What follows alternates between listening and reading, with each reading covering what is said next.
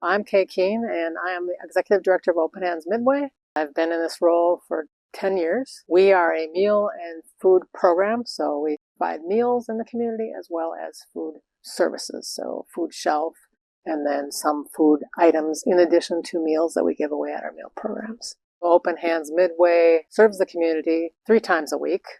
Mondays we serve a hot meal, and Wednesdays we do a bag lunch, so it's easier grab and go. All of our meals are takeout. We're serving between 150 to 200 meals each Monday and each Wednesday. And in addition to those meals, we give away produce that we get through Second Harvest Heartland's food rescue program. So the meal model is they will come in and they will receive produce. So it's fruits and vegetables, deli items, dry goods, bakery, and then they go through the meal line where they receive the meal. Then I talked about our food shelf.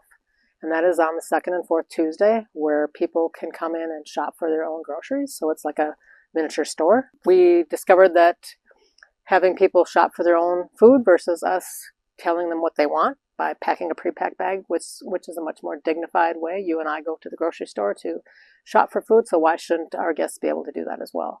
And each guest is given a list based on their family size to know how much they get for each item that they receive. One of the things that I have been saying as I've been talking is guests, and I talk about our guests coming through. We don't call them a visitor. We don't call them a client. They're not a number. They're a guest, and being a guest means you're invited. One of our core values is all are welcome. Everyone has gifts to share. All things are possible. We just feel like there is so much that we can give to the community, but there's so much we can get back to. So there's community, and a big piece of when we as volunteers and staff and guests and stuff, and we call it community, we're welcoming into this community. This is our community around here, The Hamlin Midway Union Park is our community, and we're welcoming into this community. It started in 2009, and then we came to the pandemic, and we were shut down for about a month. And then George Floyd was murdered, and that changed the picture again. This church became a resource in the community for people to come and get food and water and hygiene items and diapers, and they did a big distribution. They filled the parking lot and had car after car coming with this stuff, and people could come here because, stores were looted and burned down and there wasn't the access and stuff. We came back with a new model of just doing food because we knew food was needed in the community. There's so much food insecurity in the world these days, and there's so much people that are missing out because they don't have the resources to buy. All of our programs are free. We don't charge anybody anything to come and partake in it.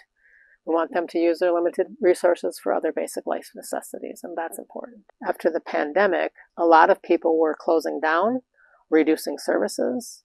We took a leap of faith and we added a second day of meal service. From many people saying we can't do as much because we don't have much resources, we said, why can't we?